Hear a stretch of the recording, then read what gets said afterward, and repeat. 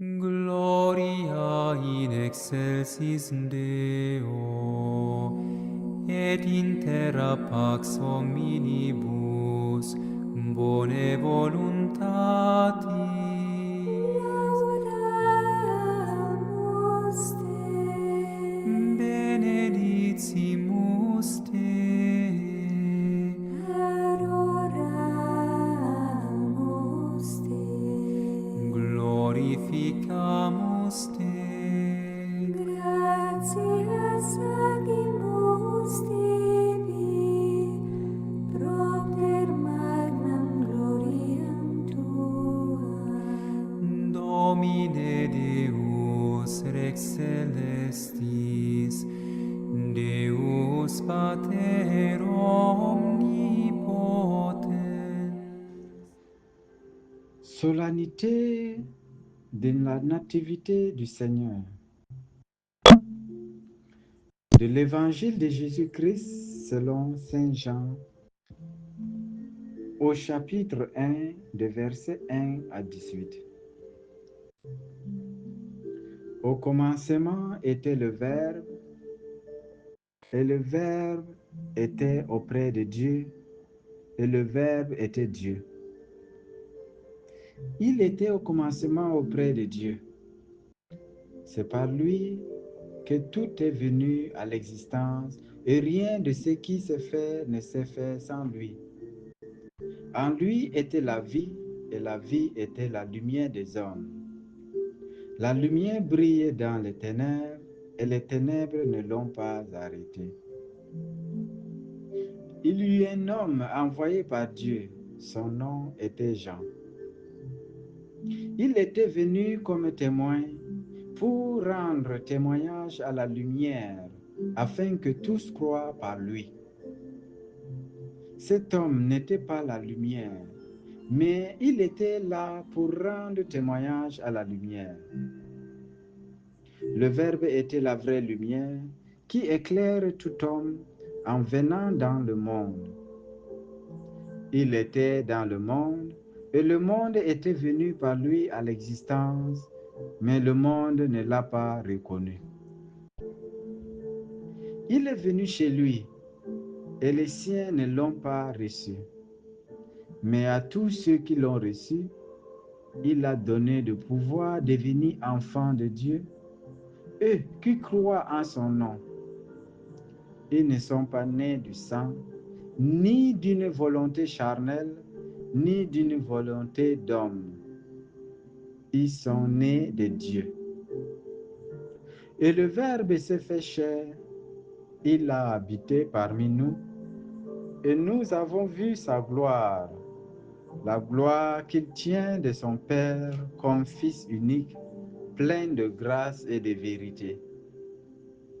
Jean le Baptiste lui rend témoignage en proclamant: c'est de lui que j'ai dit, c'est lui qui vient derrière moi et passé devant moi, car avant moi il était.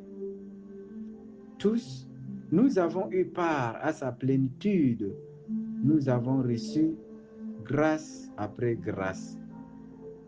Car la loi fut donnée par Moïse, la grâce et la vérité sont venues par Jésus-Christ. Dieu, personne ne l'a jamais vu.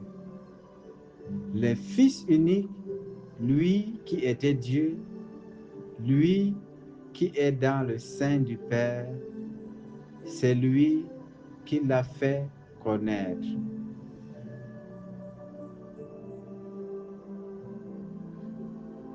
Pour notre oraison, je nous recommande de commencer toujours par la prière préparatoire. Je me mets en présence de Dieu qui m'aime. Je lui demande de m'aider à prier avec tout, me mettre en présence de lui, le Père, le Fils et l'Esprit Saint, qui de toute éternité vivent dans un amour parfait. Et leur demander la grâce que toutes mes pensées, paroles et actions durant cette prière soient uniquement orientées vers leur service, vers leur louange. Puis, lis le texte 2 ou une fois pour pouvoir se rappeler l'histoire à contempler. Pour l'histoire à contempler, après avoir lu le texte, je nous propose de contempler avant la création du monde Jésus, qui est le Verbe, qui existait déjà avec Dieu. Il était Dieu, par lui tout a été créé. Et voici le mystère extraordinaire. C'est Dieu, créateur, s'est fait homme comme nous. Il est venu habiter parmi nous, mais beaucoup ne l'ont pas reconnu. Pourtant, ceux qui l'accueillent deviennent enfants de Dieu. Pour la grâce à demander, Seigneur Jésus, fais-moi comprendre ce mystère incroyable. Toi, Dieu éternel, tu t'es fait homme pour moi. Aide-moi à saisir ton amour pour que je puisse mieux t'aimer. Pour le premier point,